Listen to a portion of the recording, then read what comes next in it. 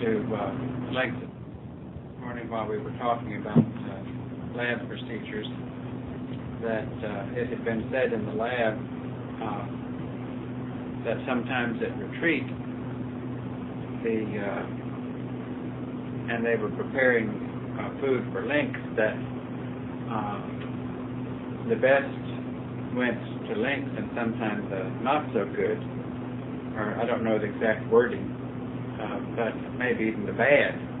What was left over was for retreat or for the crew, and that's a complete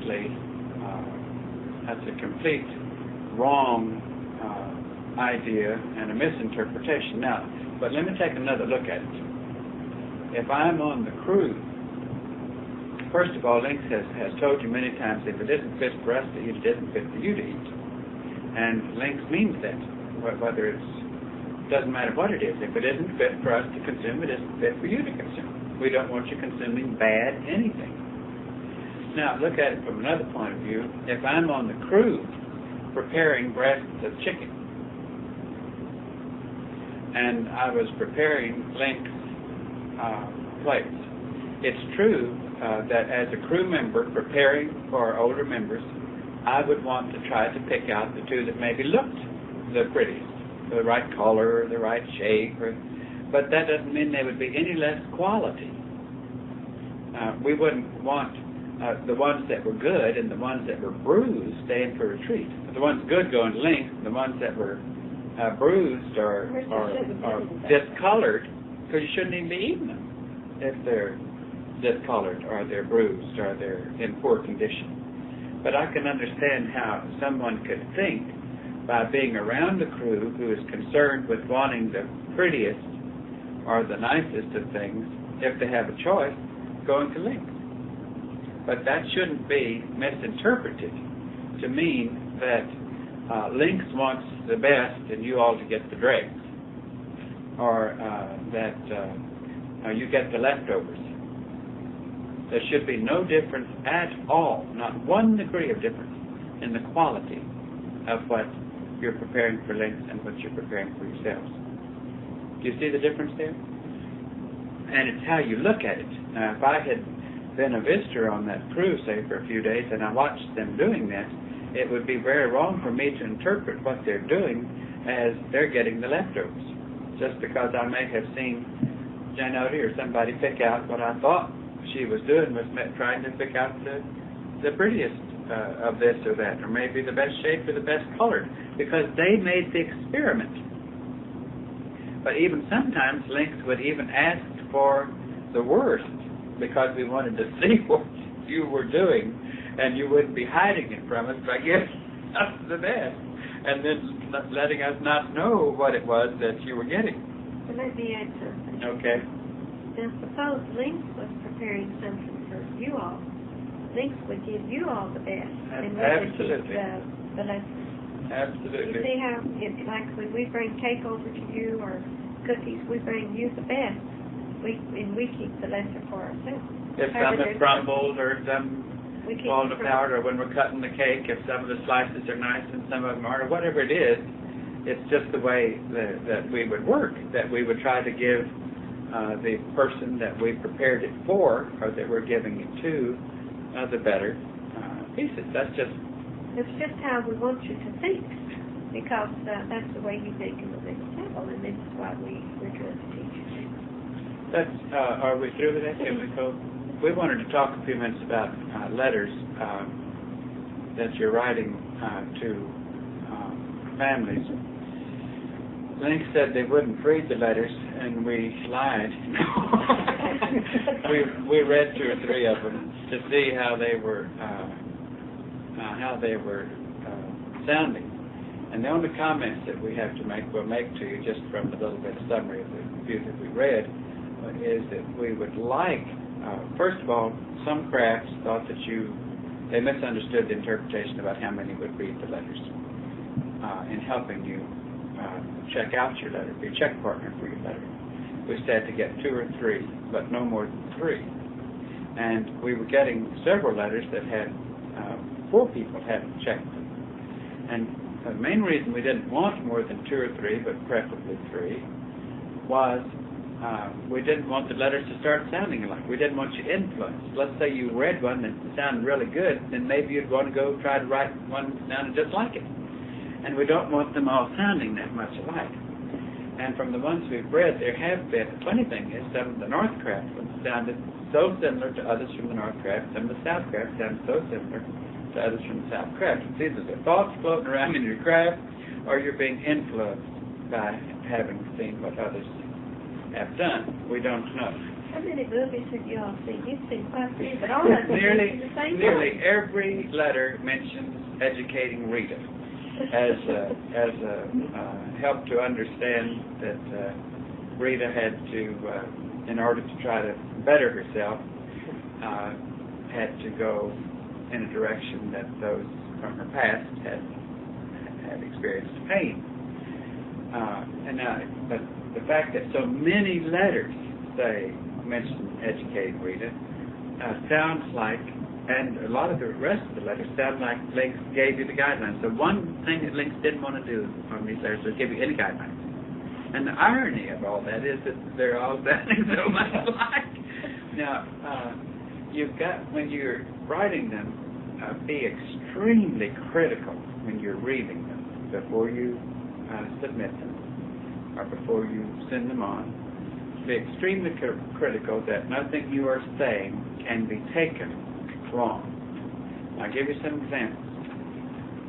Some of the letters say, it's been a long time since I've written, or since I'm doing what I want to do, I'm awfully sorry that I haven't been able to be in touch with you more frequently.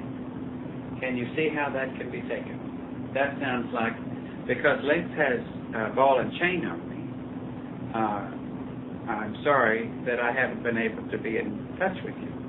And that's what they would like to think in their negative thoughts. Their negative thoughts would like to think that you are being restricted in that way. Another thing was that someone said, I really wish that you could see me now. Now we know that when they said it, they meant, I've become something you'd be proud of. Do you see what we're saying? But to them, thinking negative about the group, they would think, they're holding you against your will. You want to see me, and yet you can't. Do you see what we're saying? And those, we know that you haven't meant them in that way, but they can be taken that way. So you read it through the eyes of a skeptic who is looking for something to criticize. And you, because what you don't want to do is give them anything they can criticize. Okay? It's very important that you examine it that way. And I know that yours was very, very upbeat and sounded very, very good, but you had a couple of such statements like that in there. And had not the rest of the letter been so upbeat, we probably would have asked you to try again, because you did say, I'm sorry it's been so long since I've written. And I think you also said, I really wish you could see me now. You know what I'm saying? Maybe those weren't the exact words, but that's what it said. And the way you meant it, we could see how you meant it, and it sounded great. But we could also see if they were looking for something to criticize, it could sound like, isn't it awful that he would really like to see me, but he can't? Because they won't mention. Yeah. Be careful. Use your own computer to write a letter according to the way you are feeling at the time, and try not to write it according to the way others have read it. It's so funny to send letters even start out almost the same way. You know, it sounds good in my mind because it sounds like you're thinking it the right way. Believe it or not, even though we are telling you there's a lot of similarity, we still like them. We still like them, and they sound very, very pleasant. And it sounds almost like you've all grown to the point of this is the way you would talk if you were writing to someone from your past. Because it's almost like a T and O we're writing, and as we we would almost have to say the same thing, because that's the point to where you've grown. It's the way the brain waves are working too, I guess. You know, funny, you should have seen the clothes the channel, I love but all wore the same color. Just about the exact same color. Well, We is that didn't a realize uniform? That's a uniform, it isn't an autocrat coat? Okay, if they just, because I know some work with autocrat coats. Or have you change that to, I guess you like to change it. Okay, well, that's okay, it didn't mean it, but I've seen it as an autocrat, sometimes coats. But it's, like you said, your brain waves are beginning to think very much alike, which is a good sign. I think so. Incidentally, have you all heard about all the earthquakes that have happened? Yesterday, we had one. Where else? Well, they've had one in Japan, Turkey. I don't know. We heard a thing on the news yesterday morning from a geologist who said that the number of quakes in a short period of time have been phenomenal in the last couple of weeks. That it's just, I can't imagine there's so many of them occurring at the same time. Idaho. They felt like that might be connected to the one in Turkey. California had one just yesterday, the day before, additional one. So there are many quakes. Name of the place? Yeah, it was near there. There was a recent one also in the Pakistani area. I don't remember where all they've been, but they've really been abundant quakes.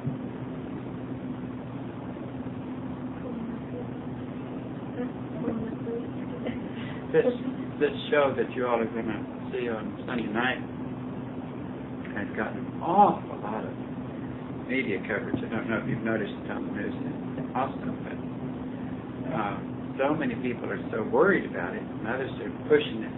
It's getting conflicting feelings. Like some think that it's just too strong, it's too emotional, and others think it maybe make a statement that will make people want to do something about nuclear control. This is this thing called The Day After that you're scheduled to watch on Sunday.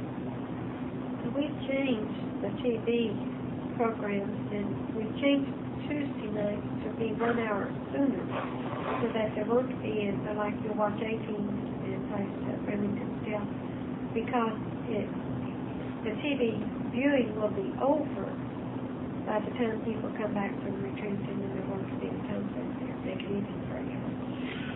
And did you change them? Well, Remington Steele, I must admit, too, has gone downhill. We feel a little, and it's gotten a little mushy, and where before it was more intrigue, and in the early stages of it, they almost seemed to obviously avoid any mushy circumstances, and now it's kind of getting where we don't find it as enjoyable as it was, but at any rate, it also is better for your schedule.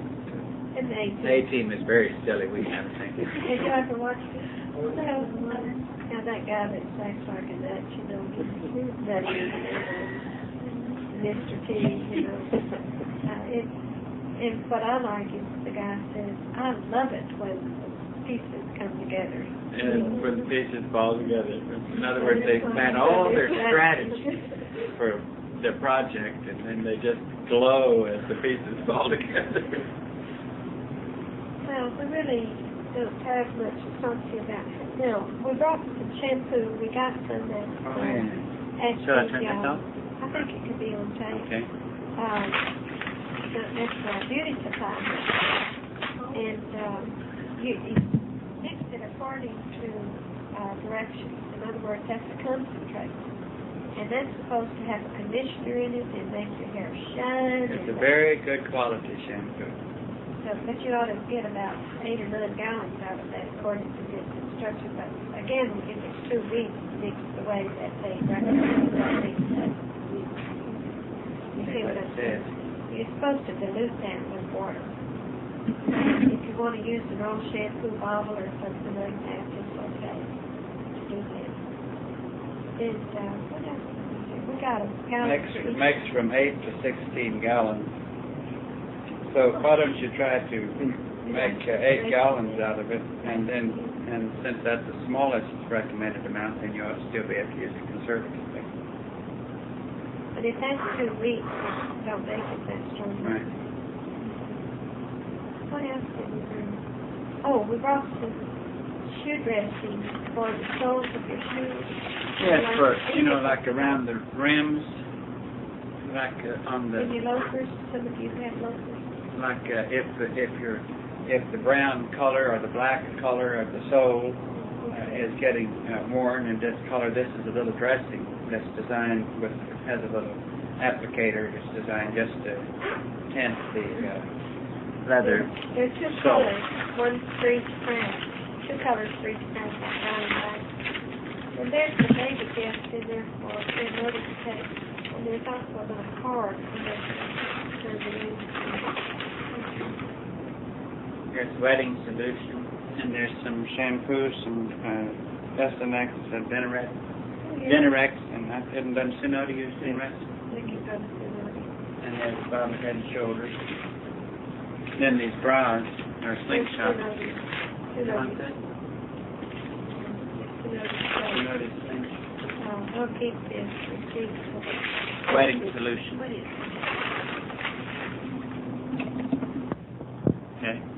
When you're writing your segment, and if you have written your first paper on general genetics or whatever it is that we've asked you to write it on, then let's try to devise a method of a stall. Let me put it this way.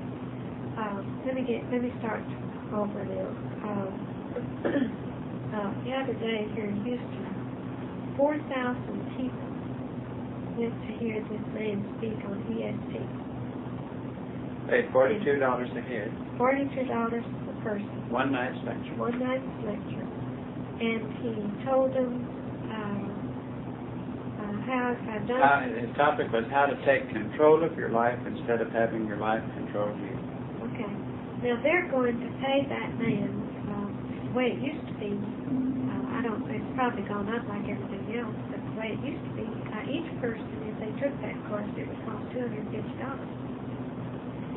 Now, those people do not have to pay that much money to control their lives. And you all have all the information in your notes, in your genes. Tell them how to control their lives without paying somebody all that money. And you don't write a book on, a paper on how to control your own life without having to pay somebody all that money. You can tell them that using that particular topic, you can control your own life on your own without looking to someone else. All it takes is a little bit of knowledge that I have that I'm going to give you. In other words, you can say, let's take a criminal who's confined to jail, and he lives with a bunch of other criminals who are just a stage or two above animals, because they're placed in a circumstance where they have to fight to survive, and no one knows how to be polite or kind or considerate to each other. They don't care about practicing that while they're in jail, because it isn't around. But it could start in a jail if everybody knew about it. You know what I'm saying? If everybody knew how to change it, they could start under those adverse circumstances and actually begin to program their genes to be better, to perform better, to have better reactions, and to be kinder to each other, and not to be so make everything so unpleasant. It's an unpleasant circumstance to be in. So why make it worse by the way you act and respond? So you can tell them how to control it. Suppose, in other words, you're writing a paper. You can control your life under any condition. You can, and here's how you do it. Now this is how we want you to start thinking. Give us some good old instructions on how to conquer things. How do you conquer depression? How do you conquer irritability? How do you conquer being out of control? Whatever it is that you can think of with your own individual vehicle. What is it that you've had to work so hard upon to control? Has it been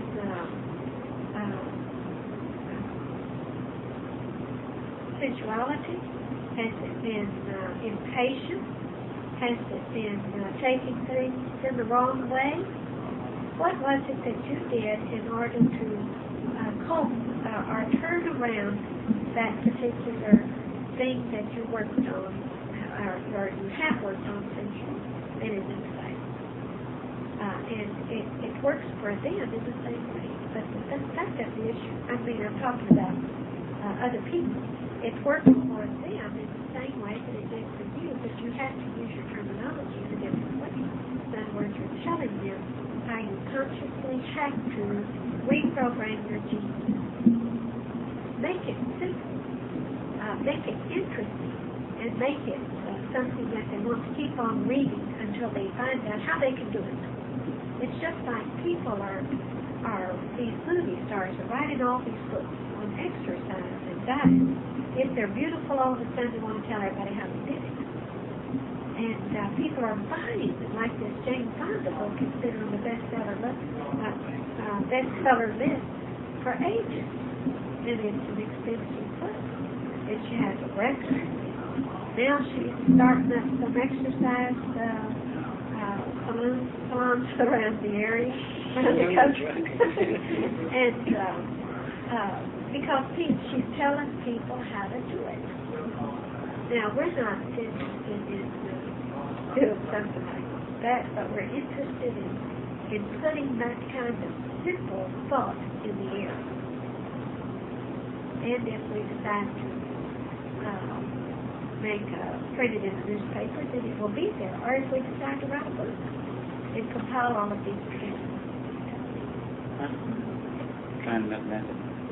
And so the thing of it is, we want you all to think in these terms. Don't get too dry or long and drawn out in your papers. Let's see. Any I could give you a topic. Let's say, what is it that you have worked so hard on? Motivation. Okay. How can you tell somebody how they can improve on it? I don't mean for you to tell them now, but I mean think of it. Hey, Rody, what have you worked for? Try to teach what your mistakes. And could you tell somebody how to conquer that? Okay, quite good. You have one. But you're out. Okay, you can tell somebody how to conquer that and work on this. You know, each of you can come up with something. And this is what is instructions on how to conquer it. What do you tell your vehicle when you're having trouble? That you behave yourself. Or whatever it is that you have about them. But you have to take them step by step so that they will understand. Again, I'm talking about people who are reading where they can understand how to do it. And it's so simple that they can look at it and do it. Do it as soon as they look at it. They can see some progress. And that's what will inspire people to do more. You know, we said we don't want you writing inspiration, but we want you to inspire people, which is different in our mind. Inspire them, spur them on, so that they can see some progress and have an incentive to continue. Joe has talked about how simple he uses the word. And I believe it's in order to reach the people more. In other words, the thoughts go into the email. If they're too long, and too drawn out, and you use words that are a little bit only a few of the people understand, then they get the drift of it, maybe. But it isn't as easy to draw into their own mind as it would be if you made it breathe, not breathe so much that it's a page and a half, but make it simple, make it where it's almost like a step-by-step method that you can change your life. You don't have to look to someone else to change your life. You can look to yourself. All you have to do is follow what I tell you to do. And it's as simple as that. And this is how we want you to think of writing. That is, after you have let us know that you know what the genetic structure is, or how genes function. Some of you are wanting to have your understanding of how the genes work in relationship to the brain and so forth. You want too much of a technical explanation, which isn't going to make you a bit better equipped. You don't need to know, you don't need to use the terms, the DNA has these qualities in it, and all you need to know is the kind of simple approach that we have talked to you about. We have said that actually in your genes is the programming, and I'm just repeating the same thing we've said many, many times, of characteristics that you inherited plus those that you programmed in the given lifetime. And those characteristics are living storehouses, or those genes are living storehouses of those characteristics. And they almost emit those characteristics on the same basis of time capsule as has been their habit to emit them. Because that's part of the characteristic too. Let's say that in this lifetime, if you permitted yourself to think a certain way, cyclically, once a month, or maybe you permitted yourself to think daily certain thoughts, or you did certain actions daily, but you thought about it even many times a day. Well, you programmed your genes after so much repetition to say, okay, it's time to do so-and-so, it's time to think about it. Your genes are bringing that back to your attention. The fact, and they do it on the same pattern that you fed it repetitiously. And you're realizing that your brain is just like the processor. It's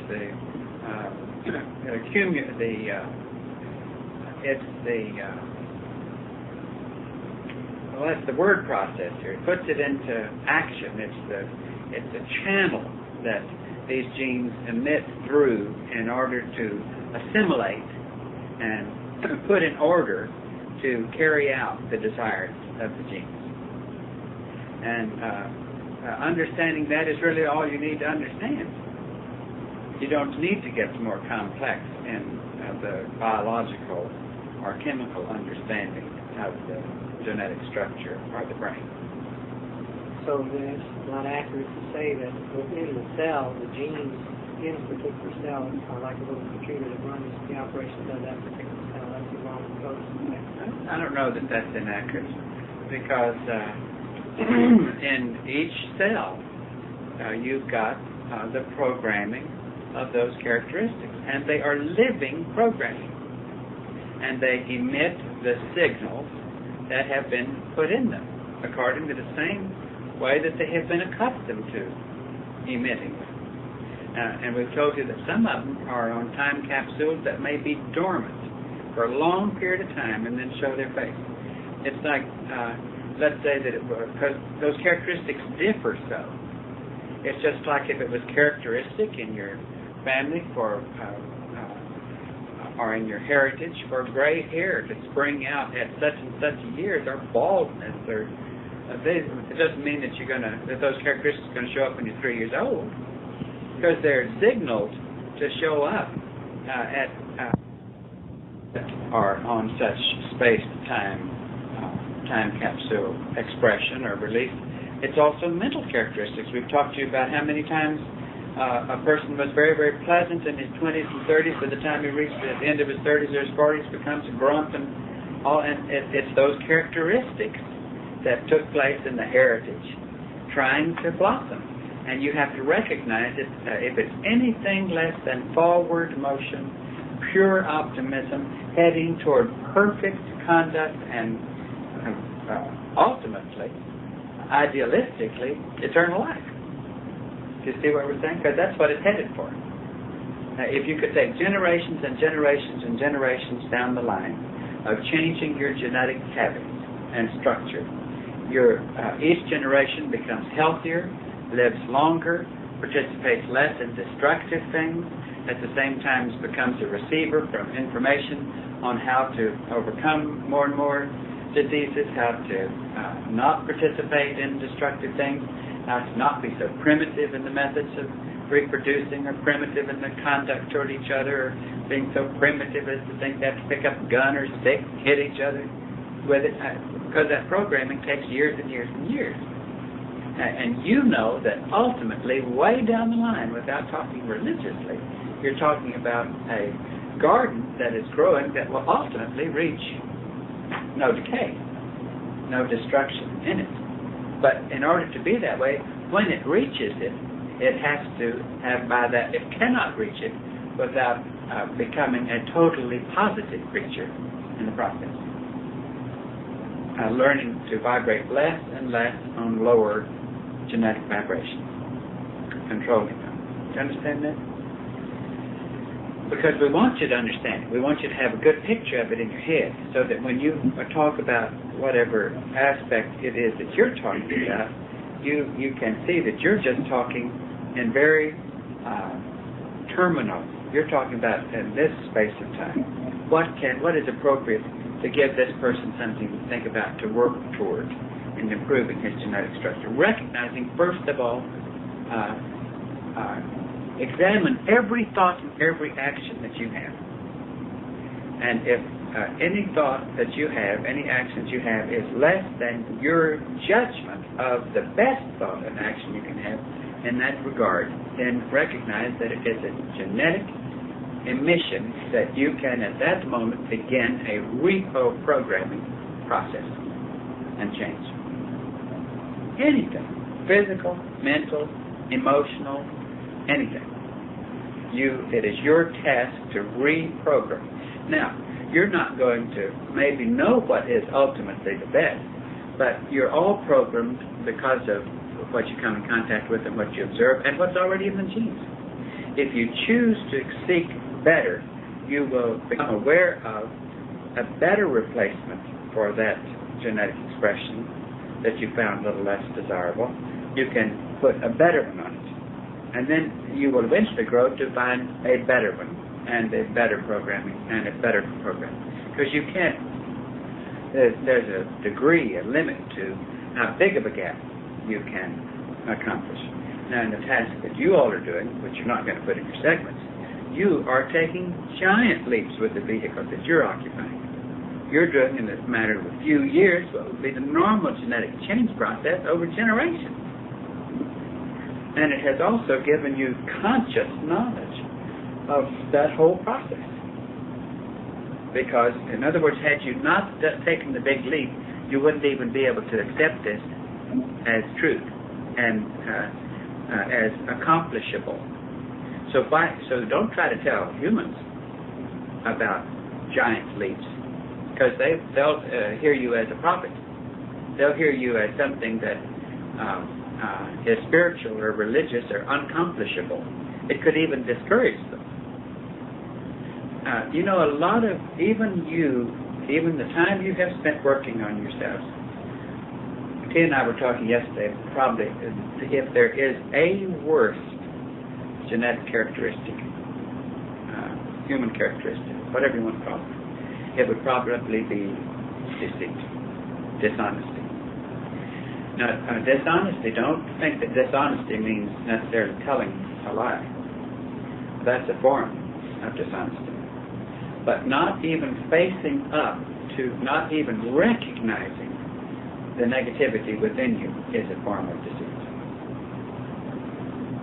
Now, you're not caring to recognize the negative qualities and characteristics of those around you, but you're trying to recognize those within you. Many of you have latent negative characteristics that you refuse to see for what they are. And you don't consciously do it, you have learned to do it. And so therefore you automatically, unconsciously reject exposing, letting that come out. It's just like, let's take someone who maybe had the genetic structure in a given lifetime to be a homosexual. But that person was raised in such a religious, strict environment, or redneck environment, or whatever you want to call it, that they would never permit themselves to accept that characteristic. So, and they would, if someone even saw them and saw certain earmarks of it, say a psychiatrist or somebody saw earmarks of it and it looked highly suspicious, and he said to that individual, I think you have latent homosexual characteristics, he would probably just explode, being the kind of individual he is, and want to go out and kill himself before he would even accept it as true. He would never accept that it was true because of the programming that he has had that would find that so hideous and so horrible. Now, just using that as an example, because it has nothing to do with homosexuality. It has to do with a lot of you still have very you have characteristics that need to be recognized for what they are, so that you can get a grip on them and change them. A lot of you still hide some of your worst characteristics, not intentionally hide them. You have just always refused to see them for what they are. You would rather keep your eyes on seeing the ones that are easy to see. Do you understand what we're saying? And we hope that desperately, that you constantly, almost as a Christian would say in your prayer, we want your constant prayer to be to your genes, I want to recognize every characteristic that is hidden in that storehouse, that is unlike perfection, that is unlike a member of the next level. I want to see it for what it is, so that I can reprogram it and get it under control. Now, there is not a human characteristic in essence, not a single human characteristic that is any worse than any other human characteristic. But one of the most dangerous characteristics is unconscious deceit, because it gives you a whole storehouse to hide everything else in, because you're refusing to accept it. You wouldn't be surprised how many times some of your classmates will say things that are not true at all, and yet never even recognize the fact that they have a problem with deceit. Do you know that that's possible? Do you see what we're saying? They wouldn't even think of it. They wouldn't. There's not one of you, including the one who is now speaking, that does not have a degree of deceit. And I am constantly, as I hope you are, trying to see if there's any more that I can uncover. Because I certainly have no conscious deceit, but I know that I could still have some unrecognized deceit. You follow that kind of thinking? And what you want to do is have every characteristic about you that is different from next level conduct seen. Like sometimes individuals will have they will think that they are trying to do what's instruction, and they will be so intent on doing what is instruction that they're completely incapable of seeing that the way they are trying to help you in correcting your instruction, they're breaking every instruction in the book by trying to bring to you the fact that you're breaking some things in instruction. Can you follow that kind of thinking? Because it happens all the time. It happens all the time. Or they will, in order to have things their way and to do things the way they want to do it, may not even be conscious, because the vehicle has such a history of wanting to do things its way, and to not have to give those up.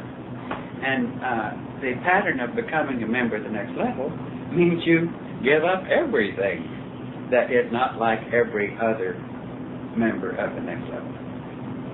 That what you would crave for is no singular identity. What you crave for is to be only identified as another member of the next level who acts as other members of the next level, but not who acts differently because his name is Joe or Betty. You see what we're saying? Is this kind of the deep thing that got this kicked out? If I remember correctly once before. Well, that question really is... It was distinct because of the fact that if it happened the way it's written, because in a sense he was doing things behind the chief's back. In other words, he was he was encouraging his crew to get involved in things of the earth and thinking that the chief wouldn't find out about it. And the next level gave him enough rope to hang himself because they knew that he had reached a point that was the only right thing to do. And therefore they found a right place to put him, and as a germination force. But if you have secret thoughts, like let's say that you have, let's use the incident that happened between you all when you two were working in the lab. If Annie Odie had thoughts about Erodi in secret, which she expressed to us today, in a sense she was being secret, because she shouldn't allow any thoughts like that to come into her mind.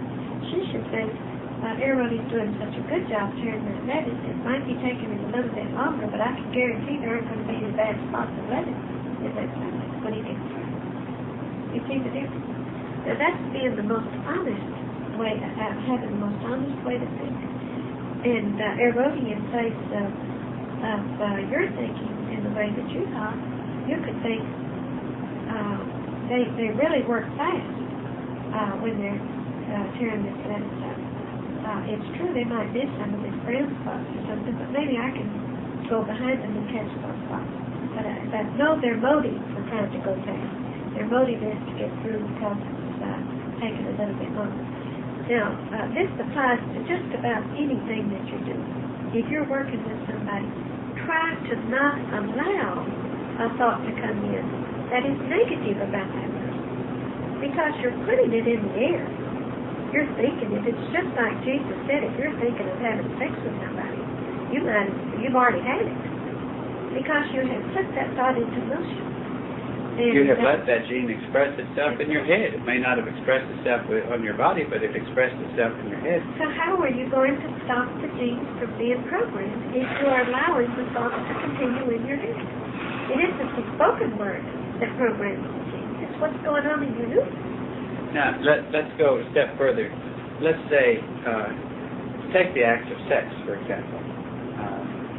If you feel that gene trying to emit, and you become aware that your eyes or your attention are drawn in things that you would identify to be sensuous, and that's the point at which you get control of it and start reprogramming, then you're doing your homework. But the act of sex is an actual act, right?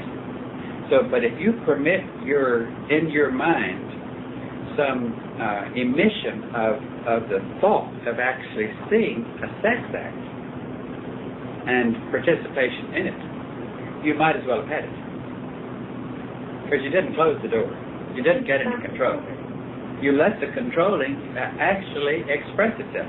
You must have wanted to let it express itself. You must have let the genes have control for that moment. The lower aspect genes have control. You certainly wasn't your next level mind in control, or you never would have let that thought express itself to the degree of, in your imagination, seeing a sex act. Because you are responsible for your conscious mind. you are responsible for what leaks in the door of your brain and begins to image and form pictures. Do you see what we're saying? You've got to reprogram all of those genes. If you have a thought of sensuality, what can you convert that thought to in the higher side? You certainly don't want it to continue to vibrate on the sensuality level, right? So what can you convert that to? In other words, you have, let's say you have 5 genes that are sensuality genes, and those 5 have a bunch of little offspring. So, and you have to take each one, and it might only take 5 times to change all of those 5 genes to something else. Now, I know that's not how it works, but I'm trying to make it simple for you, okay? So, let's say that the first time you have a thought of sensuality, this is the one that shows up on the 5th of the month, between the 1st and the 5th of the month. Okay, let's say they come out at certain times of the month. And so, when that happens, what can you convert that to at the time? Can you convert it to, let's say you feel the sensuality begin and you feel yourself being edgy or nervous or something. So what you want to do is convert it to a calmness, to not even recognize that it's a sensuality feeling.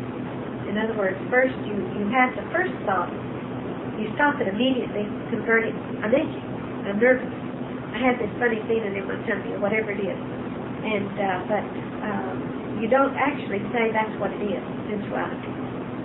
Then you try to make it, convert that gene into a calmness, and I feel good, or whatever. I can't really say, because it depends upon the individual. You see what I'm saying? Well, see what if this is changing anything you're saying or just adding to it. But a way that could help me in a way of looking at it.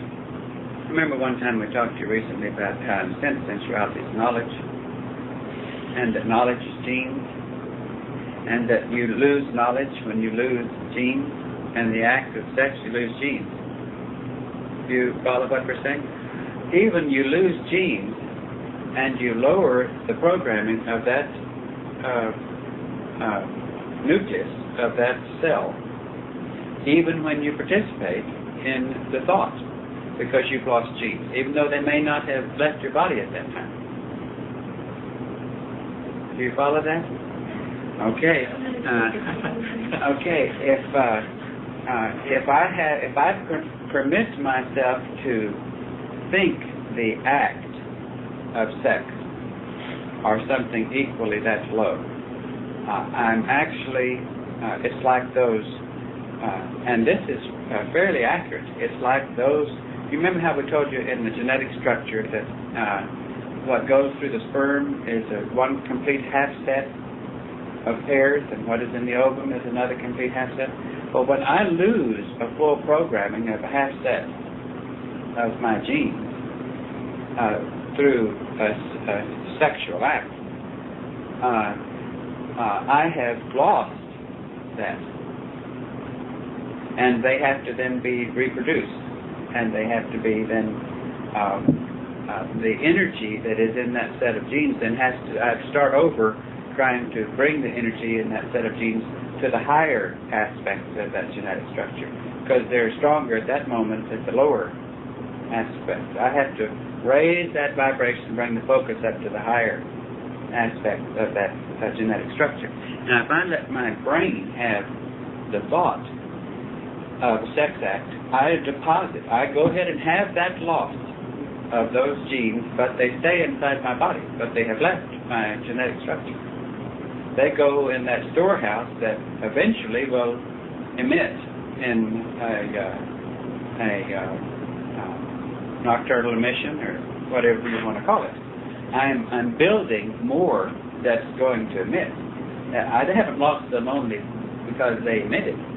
I lost them automatically at going through that thought.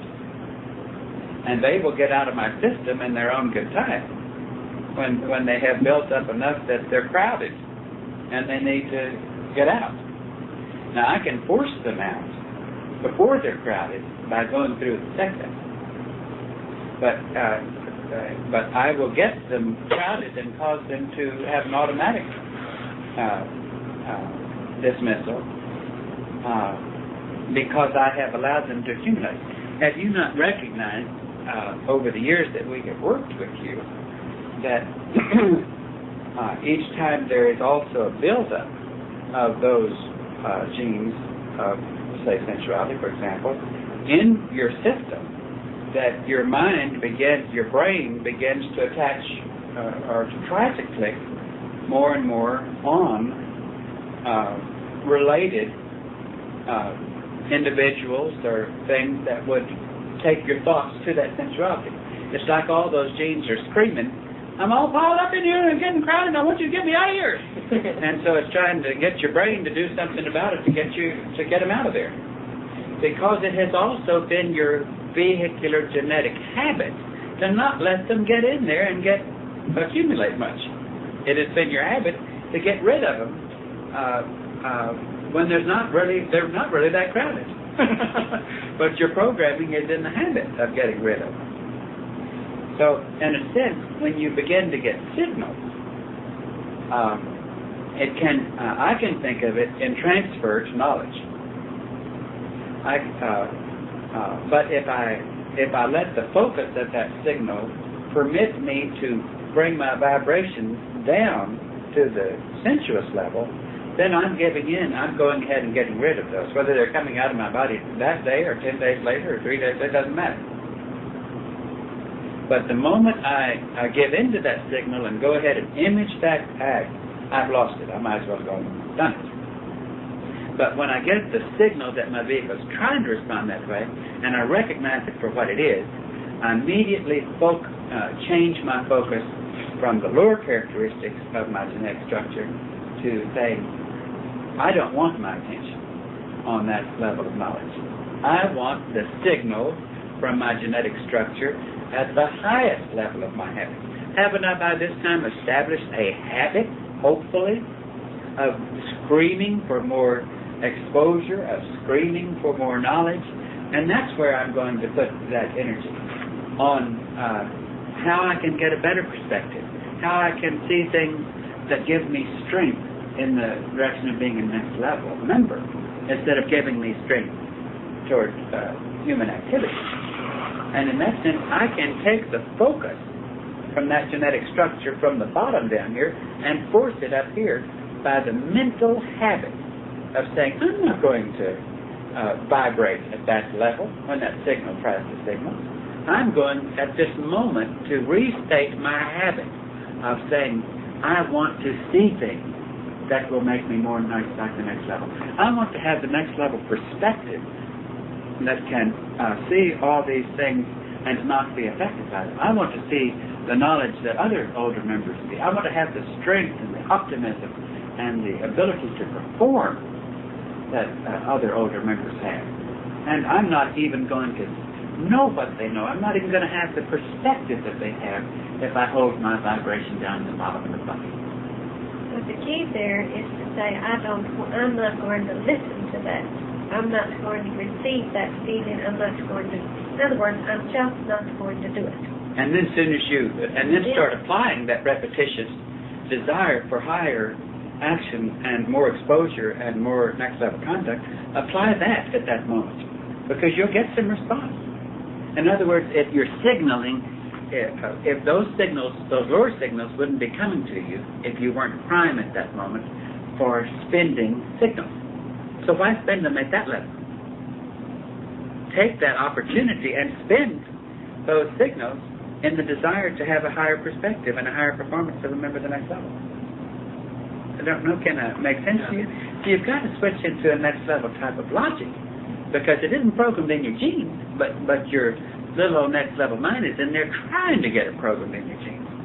And so when your teachers sit with you, talk with you, we're trying to make you accept the logic of the next level, the way, remember, the next level think. And a lot of times if it doesn't sound reasonable to you, it should be a sign that you haven't brought that kind of reason in to focus, that you're still judging reason at a very low human level of reasoning.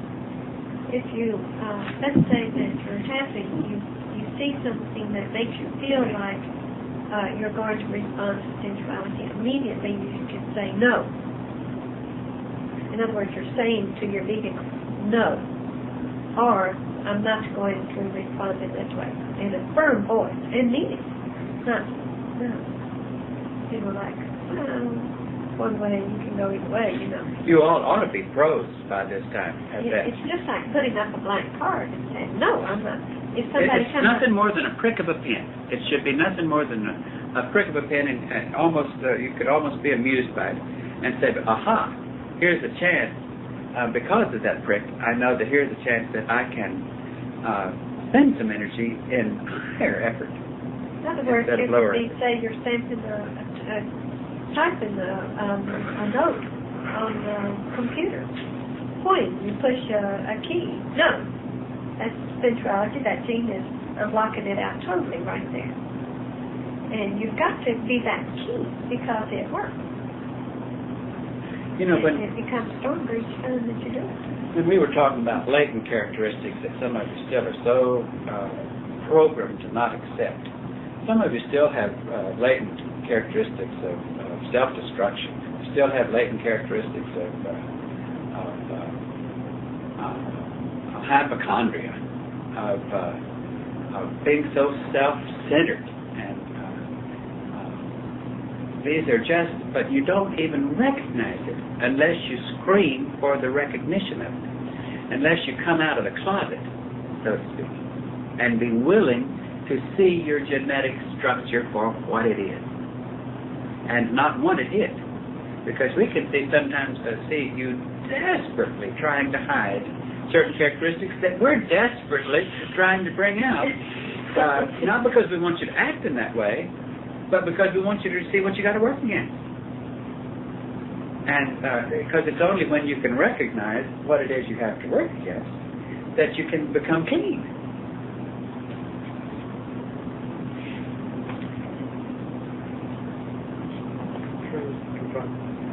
That said that the vehicles of this higher potential or something, we came in at a time when moment because the vehicles developed potential for our minds to communicate the program. Well, a higher potential as compared to what? Higher potential as compared to 100 years ago, 1,000 years ago, 2,000 years ago, because they have developed so genetically. And the next level, as you watch a little, if you're a gardener and you have a hothouse and you have some little plants in a little box, and at the early stages of the plants, you give very diluted fertilizer that would make them ultimately grow very fast. You give very diluted fertilizer, but they kill them. It's a good thing. And it's the same way in early civilization, that they wouldn't know what to do with it. They have to be taken step by step by step. It's just like in the lab of the next level as gardeners. They've got a chart. And the first 1,000 years we give them this, the second 1,000 years we give them this, and we give them this, we give them this, because we don't want them to burn out. We don't want to kill them all off. We know we're going to lose a certain percentage of them anyhow, because they're structured in a way that they're going to become individuals that have become strong and good by their own volition. So they have to be structured in a way that they can self-destruct, or that they can go forward. But they've got to be treated in that very just way. Now, you're now, you were given this task to come and do what you're doing at a time that the next level is giving, relative to the past, very concentrated fertilizer. If it wasn't concentrated relative to the past, the world wouldn't be tuning into talking about genetic structures and space missions and